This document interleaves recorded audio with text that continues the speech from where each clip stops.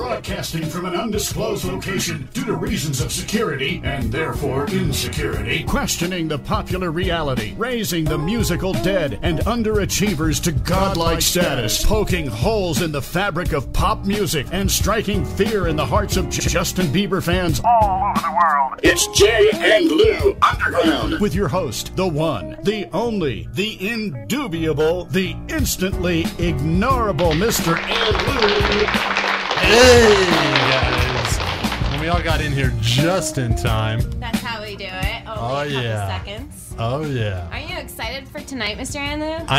I'm so excited. Dude, I'm so jazzed right now.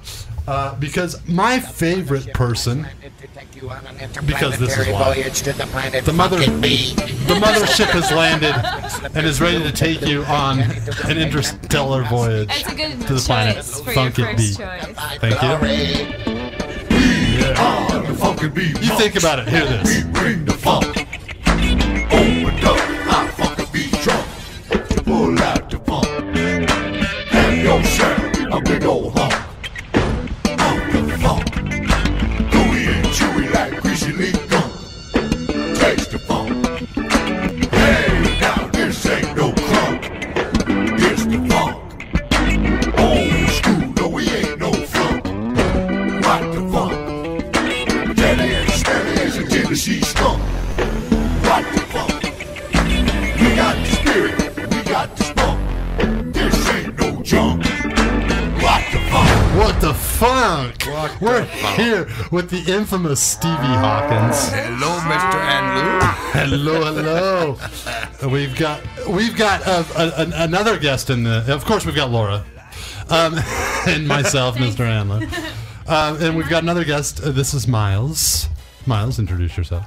I'm Miles Grayson from Southern California, and I am so excited to be in Funksville. You should be. This is Funksville. Dude, there is no funk I like better than Stevie Hawkins.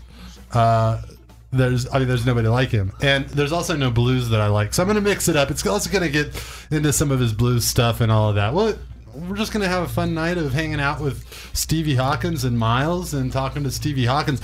Stevie. Yes. So good to see you. I love you, man. It's so good to have you right here in the studio. Oh, yeah. Yeah, finally got in here. Yeah, I'm glad you did. Hey, so tell me, what has been going on with you? What's in the music scene? What are you doing? Who are you playing with? Because you're always playing with somebody. And then what's your band doing? So tell us first, start there. Who are you playing with? And then we'll go with it. I know, I asked him 1,000 questions all at once. Yeah. I've got 1,000 questions for us. Well, right now. Tell us who you're playing with. Myself. Yeah, he's a comedian too. I knew that. That's how it goes. Yeah. That's the best. That's right. Good shit, monkey boy. Yeah. Oh gosh. Yeah, I just been kind of took the year off more or less. Yeah. Wow. You did? Okay. Getting back into some things, cutting some new stuff, and experimenting with various directions. So. All right. Well, tell us more about that. I want to hear. You got new songs or what? What's the deal? Yeah. Well, I've got a complete Southern rock blues project in the bag, and When's that coming out? I don't know. I'm not feeling it yet. Yeah. You gotta feel the blues. It's gonna be so good. I just know it. It's good stuff, but I'm not quite feeling it to put the right vocal on it. You know, I've just backed off of it, and I've been working on some. Miles heard one of the tunes on the way in. It's some big band funk blues hybrid. You know, Oh, cool. 14-piece horn section. I love horns. Yeah, I do love too. horns. I That's love one of the real- reasons I love your music. Real music, yeah. Dude, I'm telling you, I love horns. It's just it's right there, always. Yeah. I love it. The energy's fabulous. Yeah. Yeah, it really is. It's a good Yeah. cut. You've heard? Oh, yeah. It's very interesting. It's a good concept. It's a combination of a little bit of country, a little bit of blues, a little bit of rock. And Steve's stepping on it. Yeah, he always does. Oh, God. It's a pleasant surprise. Yeah. Yeah. Hey, Miles, why don't you tell the people a little bit about what you do, also, so that people can get to know you. We can get to know you. I've heard a little bit, but go ahead and tell us what do you do, Miles? I play golf every day. That's a beautiful living. Yeah. That's a beautiful living. But On the pro circuit. it's boring. The pro circuit is boring.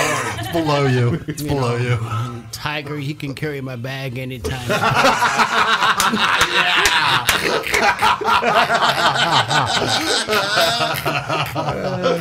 Beautiful.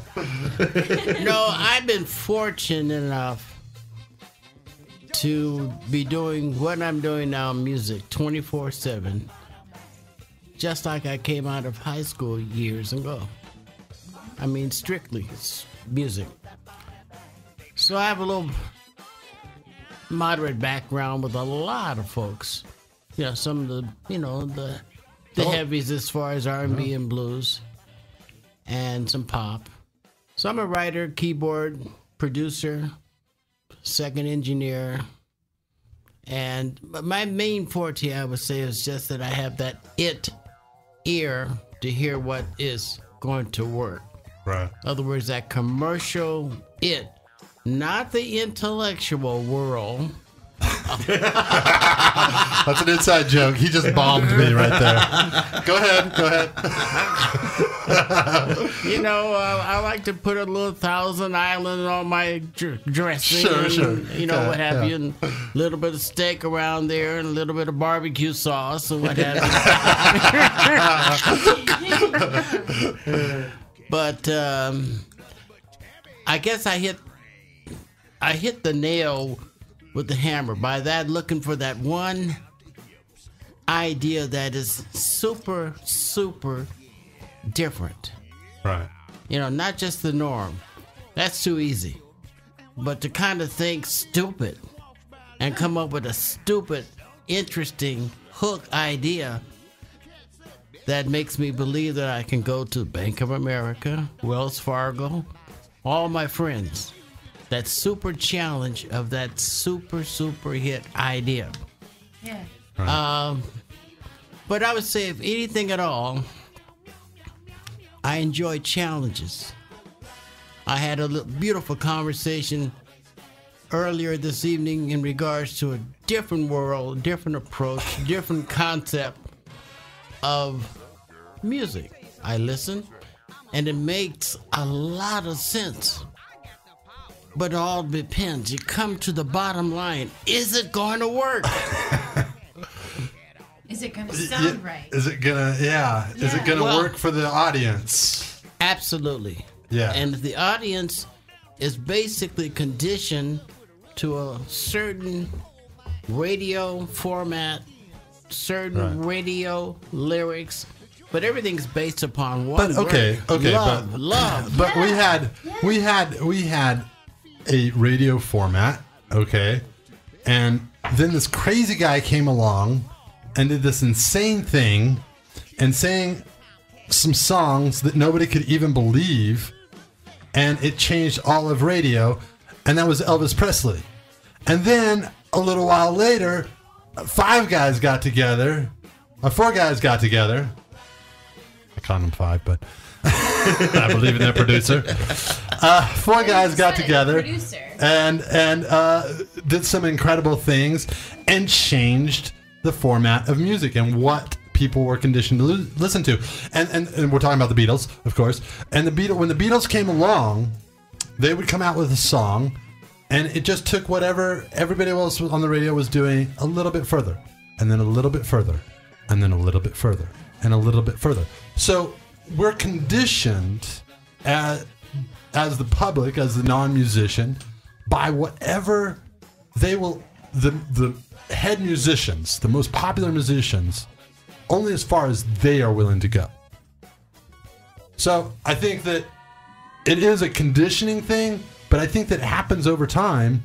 And when you have a really great band, you know, like Stevie Hawkins or something like that, you know, maybe something really great like U2, who kind of rewrote the way we look at music in a certain respect. You know, rhythmically, The Edge did something that was very different to modern American music, you know, and he outrightly said, I don't like anything that's the blues, and I'm going to do this completely differently, and I'm going to look at the guitar totally differently, and he changed the way that people play rhythm guitar. And now you can hear their influence all over the radio. So what I'm saying is that over time, and I agree that there is a certain amount of conditioning that the audience is used to, but over time, isn't there a point where sometimes the major record labels and whatnot lose touch with that edge? The only time they lose touch is when the sales start diminishing. All right? If it's not broke, why in the hell are we trying to fix it? Yeah. All right? If my deposits that I go and try to either go direct deposit or walk up to the window of the bank, if it's high or low, that makes my decision if I have to make some change or alterations. Right. Let's be real. The business is what it is. If I'm selling Toyotas or Hondas or whatever, the numbers, if they're not there, we got to go back and redesign another car. Yeah. It's business. Yeah. Well, I mean, it's nothing personal about what we're talking about. No. I know what you're saying. Business. It's business. No, and I think that that's the mindset that I'm saying that the record company does have, and that sometimes that they might pass on something that the audience would accept, Right. because I of the agree fact with that they think that that's not audience worthy, but the audience is so wanting that, and the record company misses, and then they go underground, and then it's some undiscovered band, and suddenly they're coming up through the ranks of popular bands without any record label attached to them, like Fish did, okay? And everyone went, okay, this is amazing. You know, not everyone, but the people that got into it, there was a big enough support where all of a sudden the record companies went, okay, we're interested, and Fish went, we're not. You know? So I think that is also a business mistake in not anticipating that wave well enough. And I think that that's what, especially, and I think that more than the record producers, the radio stations fall into that trap of, we're going to play these, 60 songs or 80 songs, top 100, and that's all we're going to play. What is that? I mean, I don't know. I mean, maybe it is just this. Go ahead. Okay, now, back to being business. If my format is top 100, why am I pushing my top 40 or my top 100? Because of radio ratings. The higher your ratings, the larger you can charge your corporate America for ads or radio time. It's still back to what we said, numbers. Yeah. If somebody comes into me and says, well, hey, man, I got this group called Fish. Well, okay, Santa Monica or Manhattan Beach, what are you talking about? Okay. But if they say there's results, we've had some sales.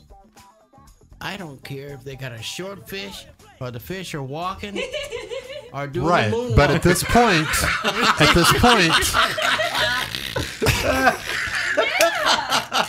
I understand, but at this point, what I'm saying is that, and the businessman's mistake is that at this point, when they have results, especially with the internet today and with social media, when they have results, maybe that's too late for you to step into the picture. Maybe they're producing it. They've got their own record label. It's working. It's selling it. They're flying off the iTunes. They're flying off the Reverb Nation. And here's a dumb Bandcamp. Here's a dumb thing record companies say. Oh, I missed on that one. Well, they didn't have the patience and the passion to see the big picture. Right. Right. They were in such a hurry to make a decision and basically sign the act.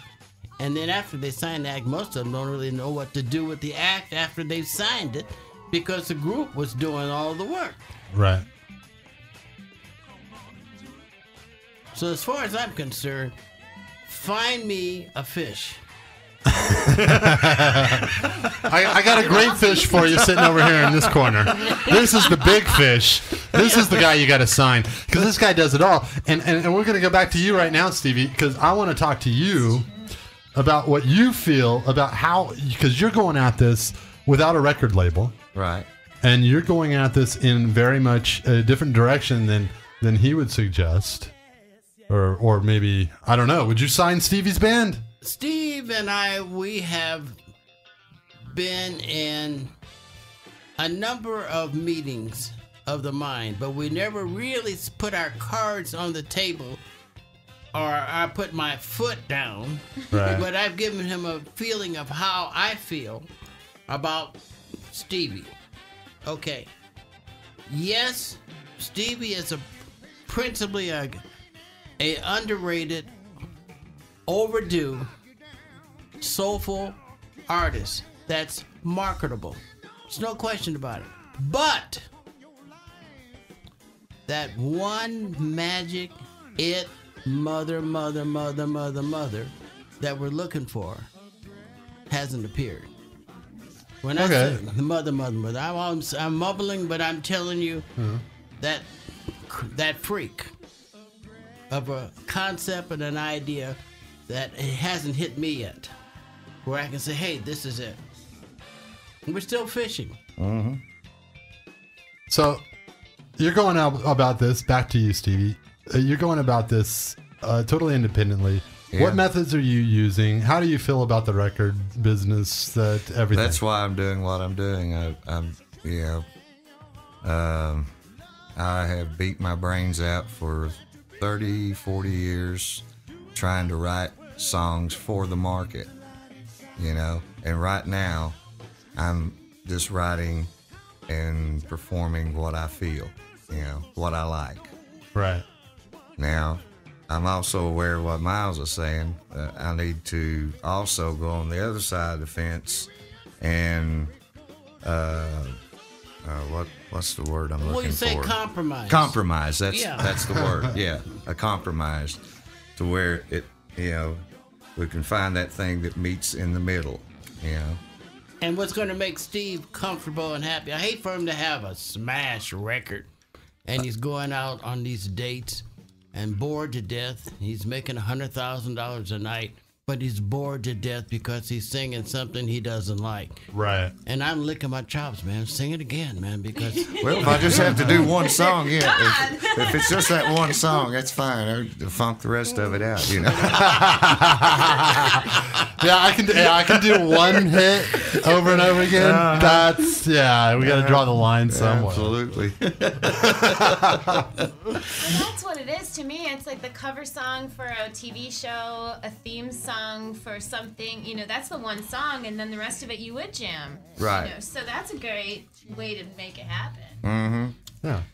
But see, unfortunately, radio, television kind of gets in our way as far as how we really feel and want to express ourselves, because we're in between winners that folks have already put in their collection saying this has to be the answer.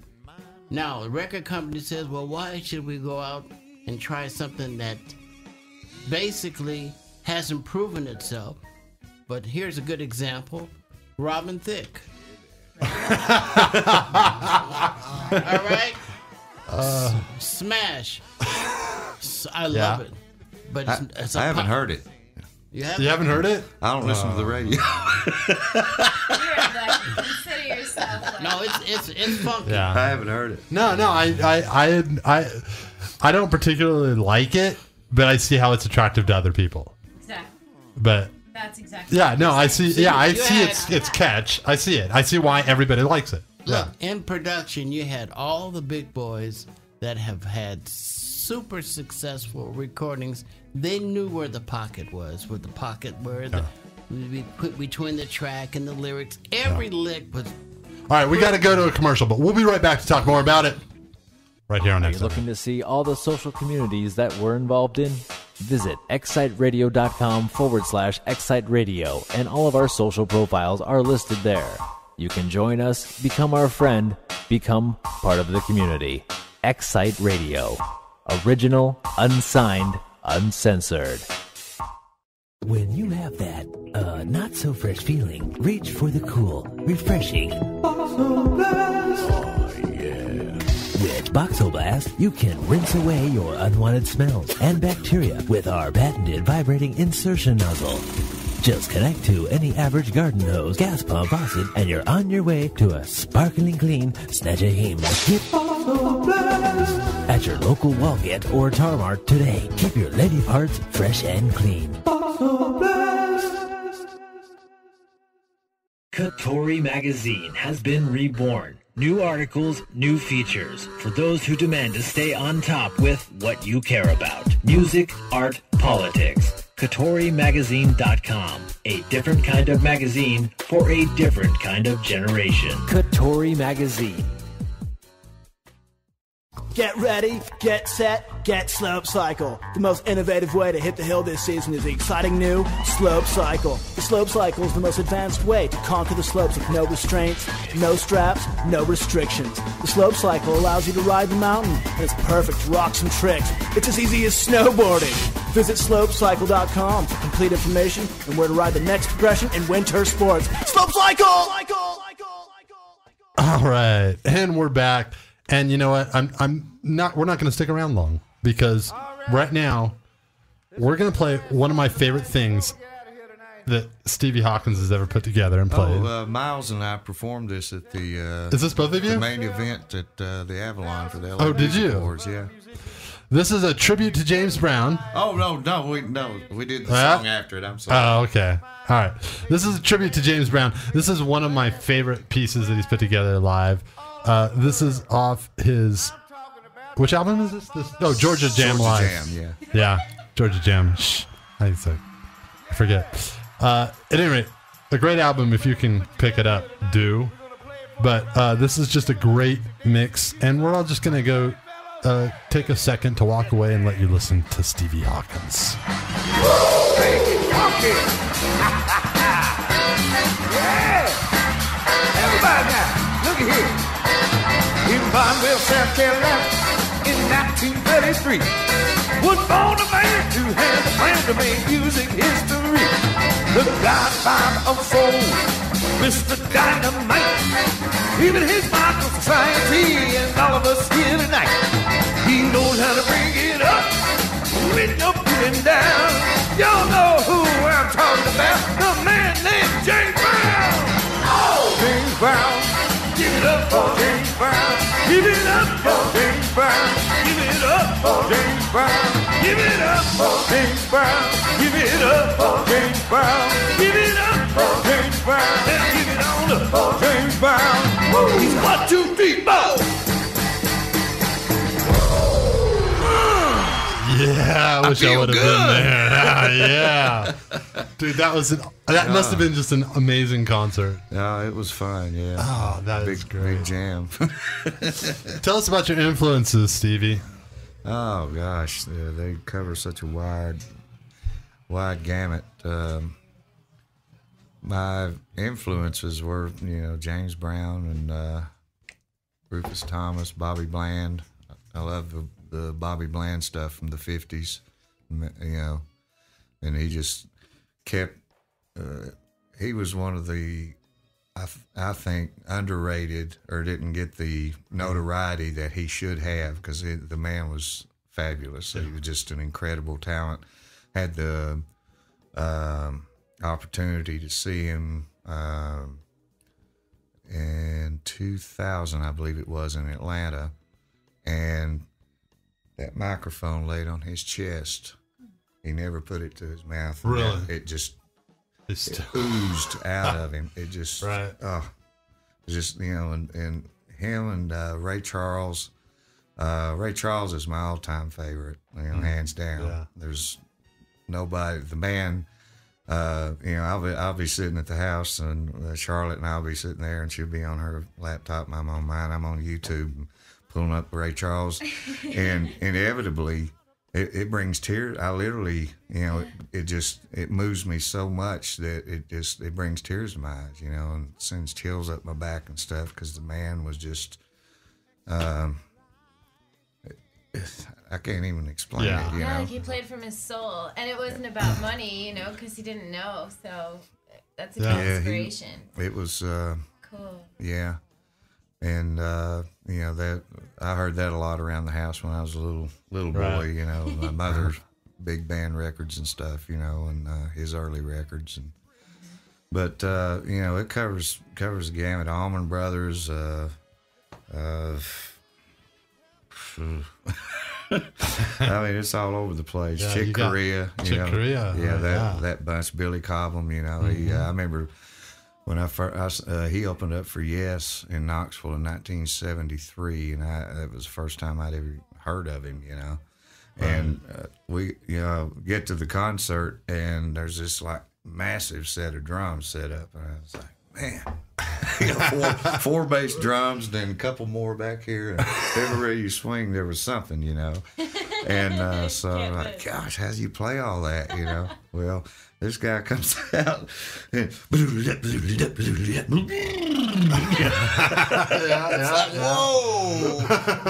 I've never heard I never heard anybody play like that before. That was brand new.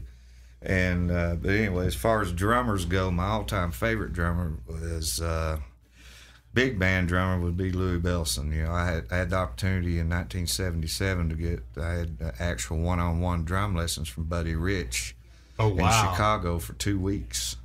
Oh wow! I opened a show for him. I was doing a chart gig with a jazz fusion band from Chicago, and we opened up for Buddy Rich's orchestra, and at the the Performing Arts Center in Milwaukee. I was living up in that area at the time, from 76 to 1980, I believe it was.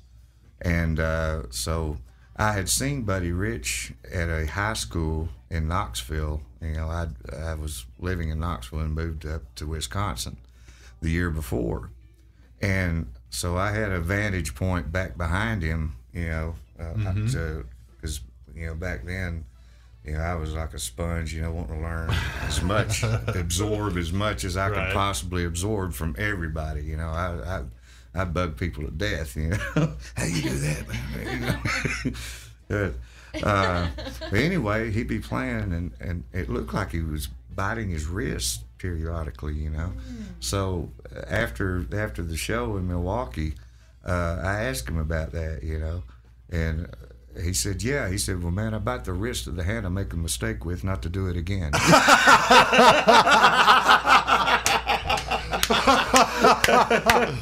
I'm not surprised, because he was just, I mean, was there anybody else that you can think of that was a bigger big band drummer than Buddy Rich?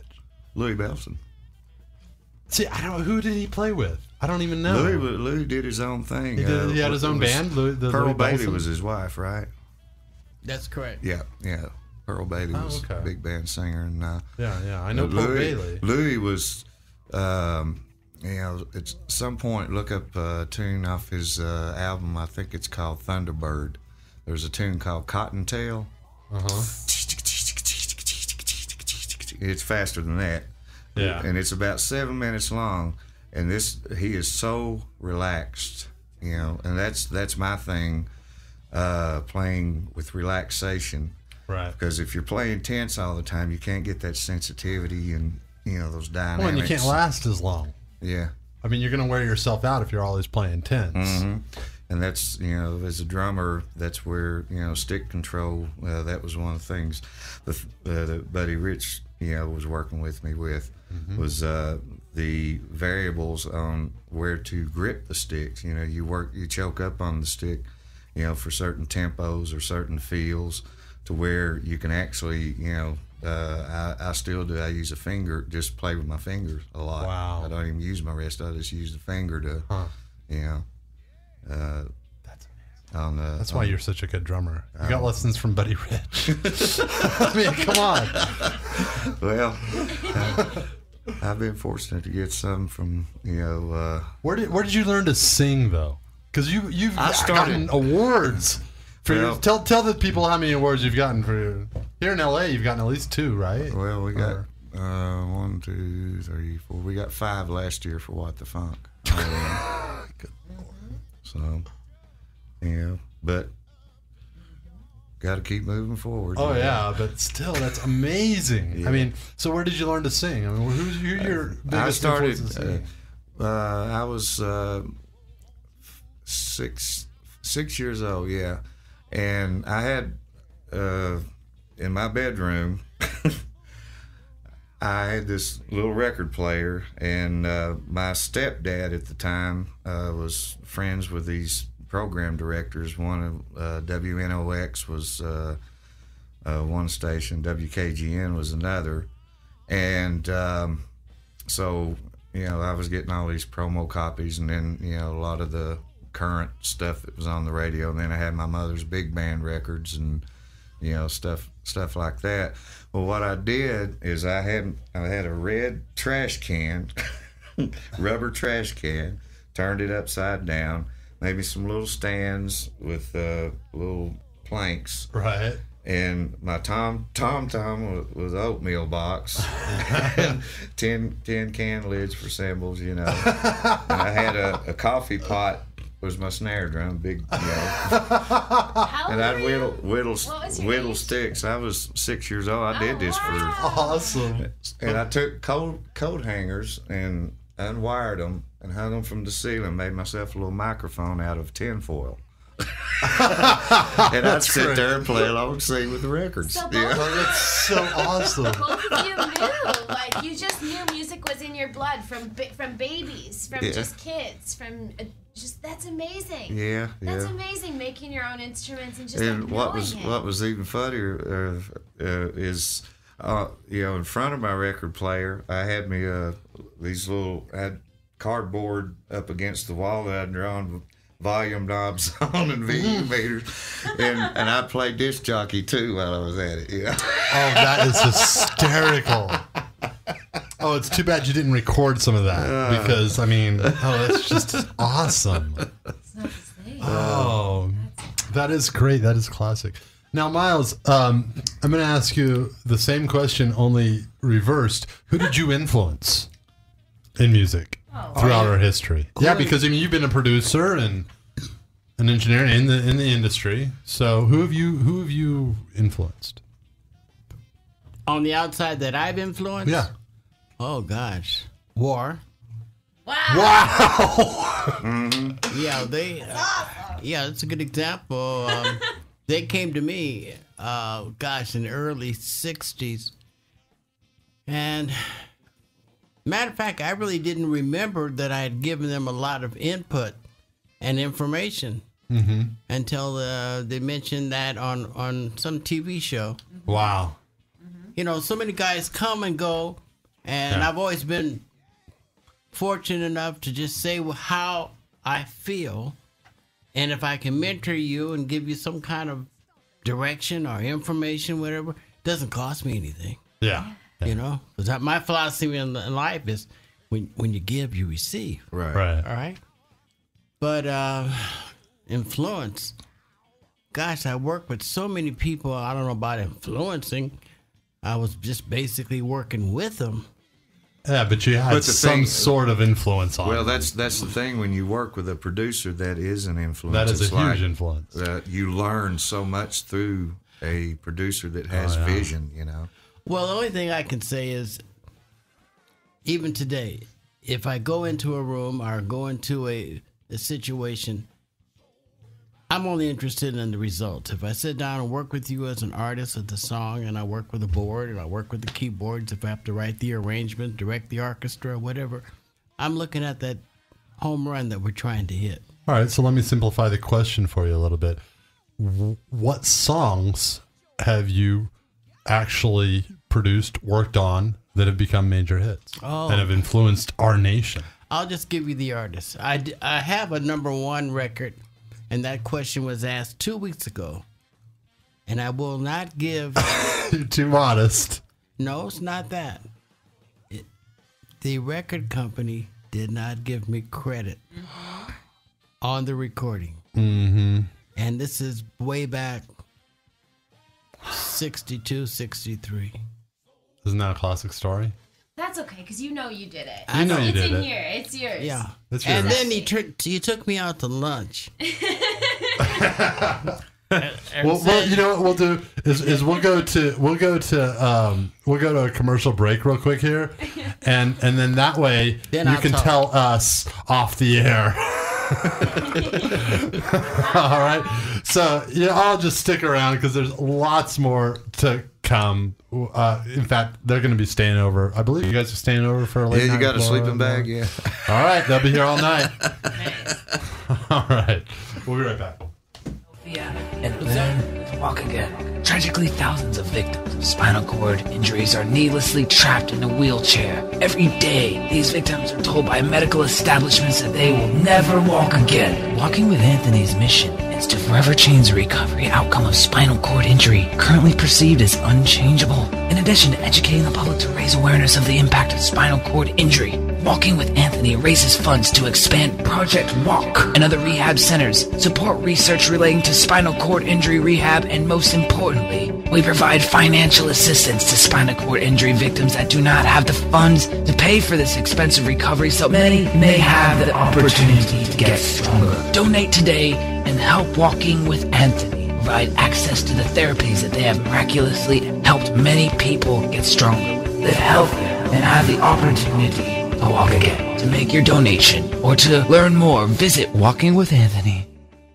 The Ventana New Media Engine is a combination of technologies and processes that allow strategic delivery of corporate communications. It allows companies to leverage press releases, articles, blogs, audio-video podcasts for content-driven search engine optimization, including Google, Bing, and Yahoo. The Ventana New Media Engine channels include microsites, web feed publishers and news communities, online audio-video and image communities, social bookmarking and syndication sites, social journalism sites, and targeted blogs. This allows real-time placement of submitted content to sites with millions of unique visitors per month to drive URL authority for page 1, 2, or 3 search engine ranking. Visit us online at ventananewmedia.com.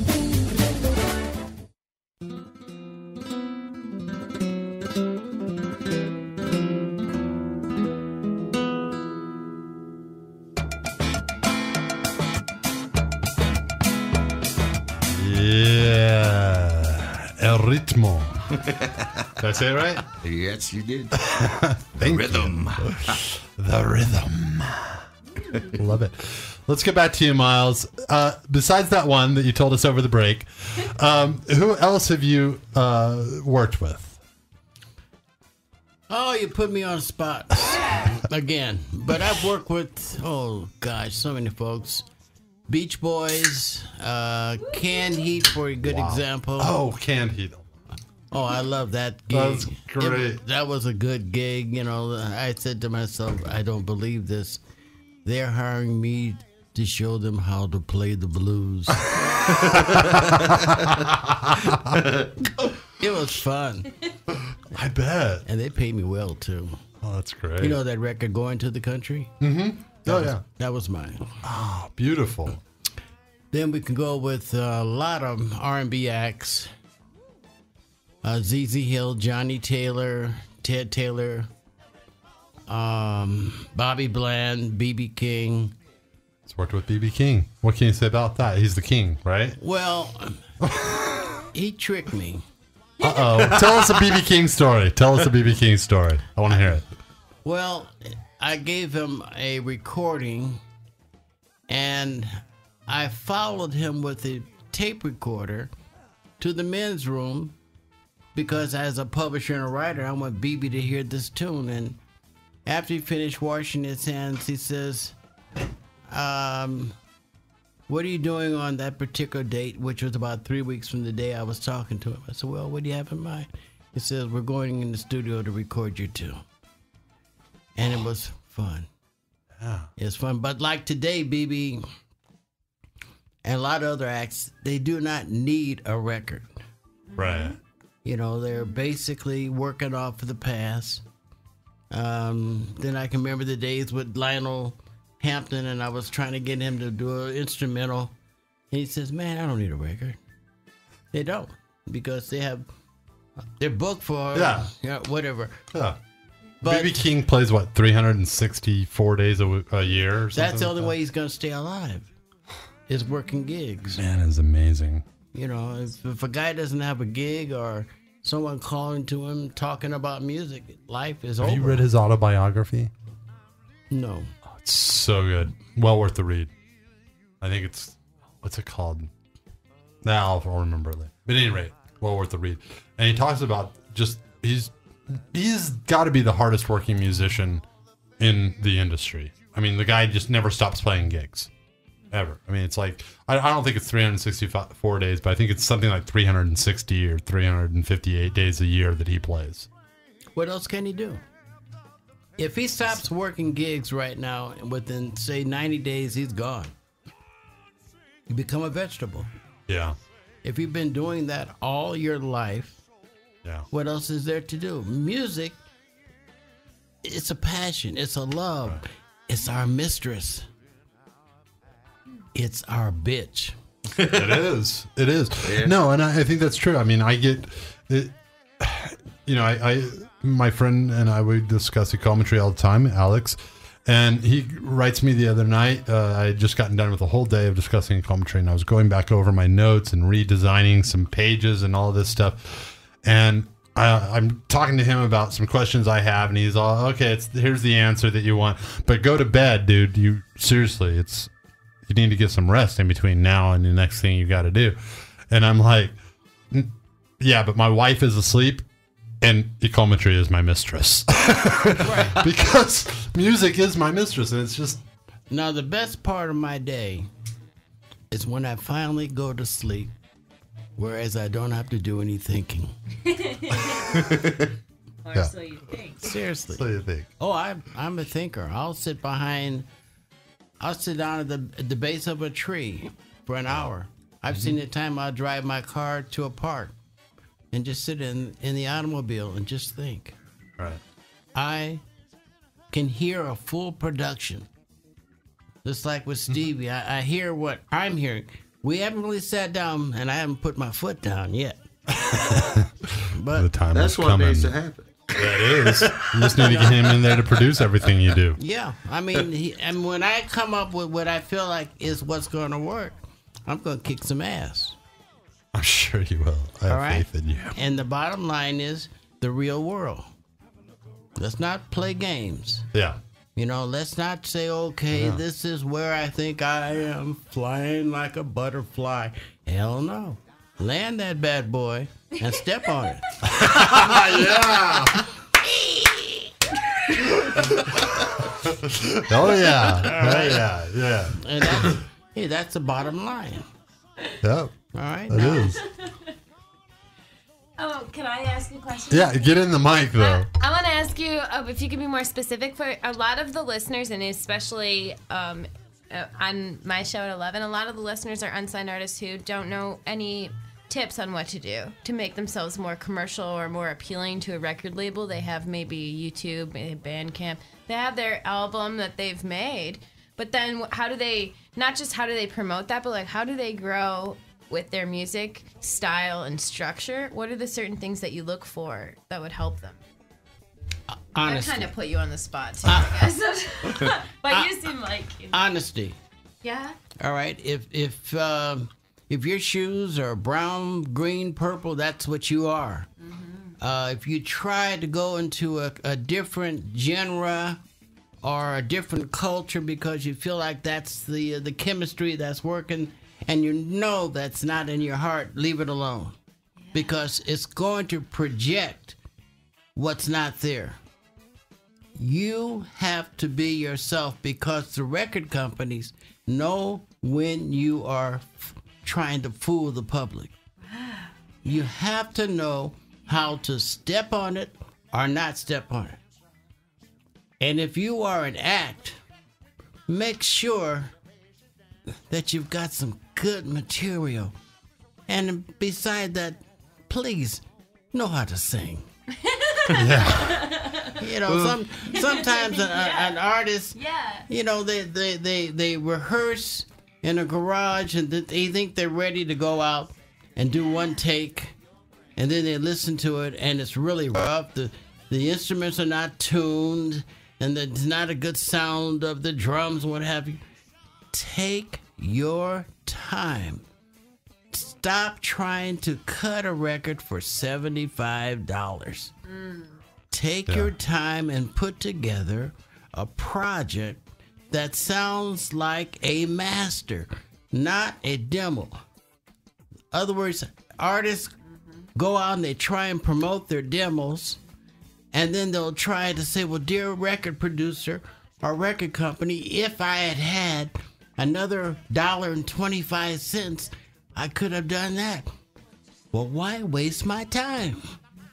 Bring me something when you know it's ready. Right. The worst. Don't bring a demo.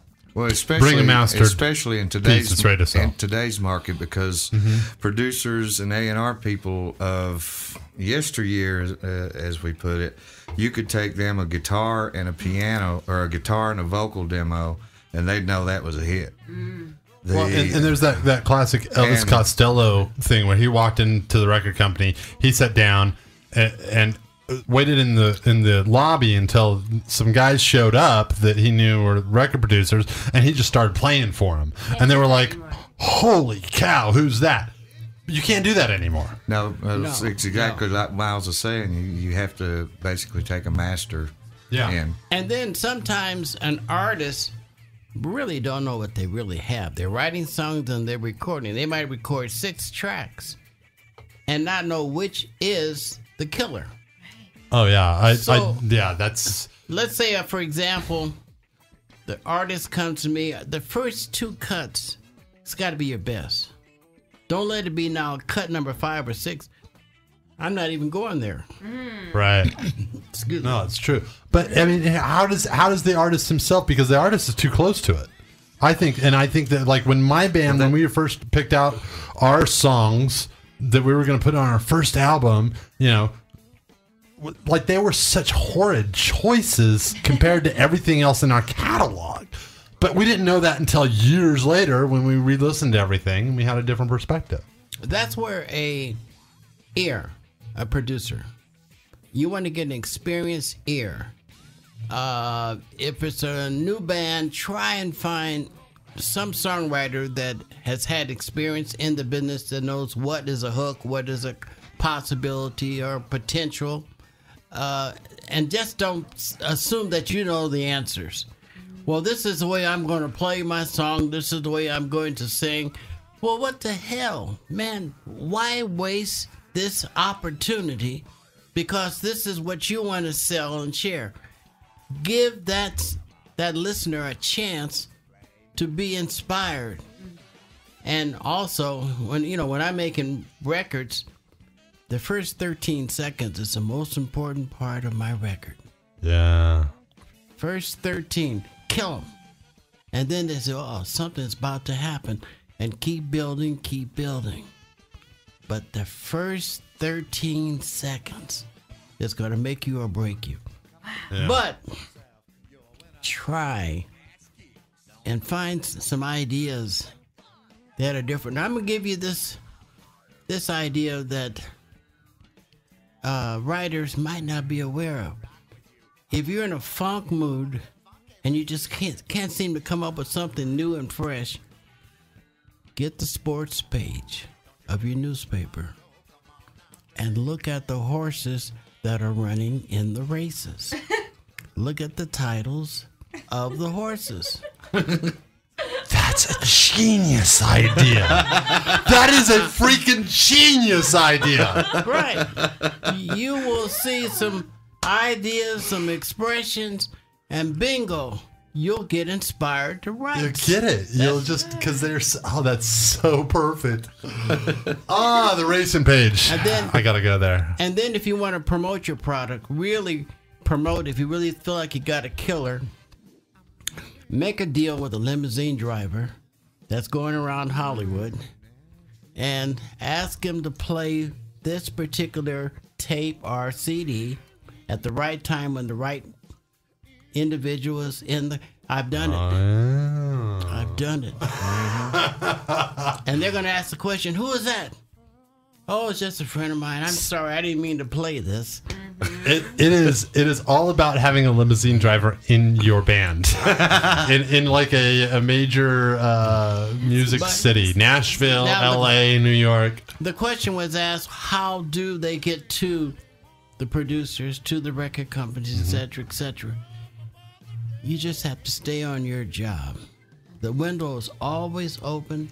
Have that CD in your pocket, whatever, because you never know at the right place at the right time. Drop off the CD, leave your telephone number on it, and don't be afraid to walk up and say, look, I'm good. Yeah. You got a few minutes of your time. Give me 30 seconds. Here's a CD. And take your chances. But the incredible is so many artists writing, producing. Everyone has a record label. The competition is just ridiculous. That is, especially with the internet and technology nowadays. Oh man, during our days, Steve, we used to, probably be 15 record labels. We had a chance. Now there's got to be about 15,000. Yeah. Yep. Jesus, it's And scary. each label had maybe a roster of 12 to 15 acts. I think the major labels. Wow. Yeah. And they would sign all 12 and hope that 3 will make it. Right. That took care of all the bills. But the difference then was artist development and career interest in their artists that they signed. Right. That's why we have classic artists that will be here, Yeah. to eternity. Well, I definitely think that one of the things that somebody told me, I can't remember who it was. I think my friend Pizzo, who's an artist, he a rap artist. He said, just go out there and write as many songs as you can. Find the best ones and give them. And then when you've written like 50, 100 songs, more preferably, then pick from that and go to a record label and show them that you have these 2 great songs, but that you also have a backlog, a catalog of 100 songs. And then they're going to take you more seriously because they're going to be, okay, not only is this guy marketable based on these 2 songs, but he probably has several others that would make a hit, and he's obviously writing all the time. So, and then even though you have presented those 2 or 3 that they feel like are killers, also tell the producer or the record company that they are unpublished. And the reason I'm saying that, the publishing is the real estate of the music business. And we will get back to all of this when we come back for Laura's show. But right now, I got to play this song for my wife because this is one of my favorite songs by Stevie Hawkins. And this is for Elle.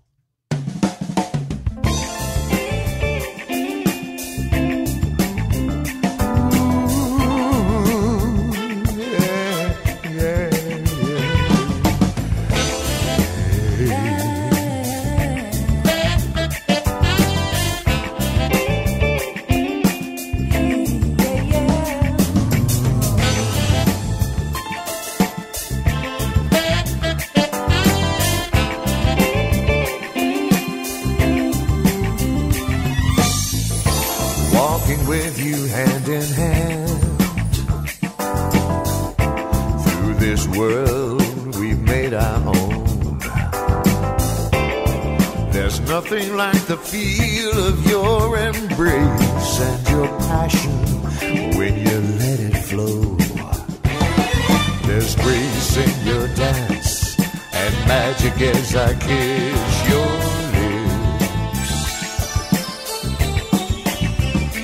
as I touch your velvet skin, trace your curves with my fingertips.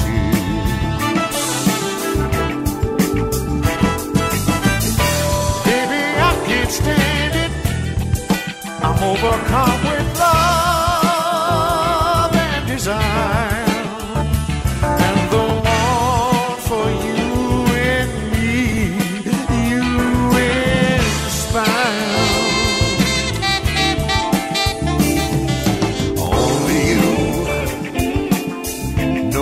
to love me, lady, only you. Maybe there for you. Only you know how to reach me, baby, only you.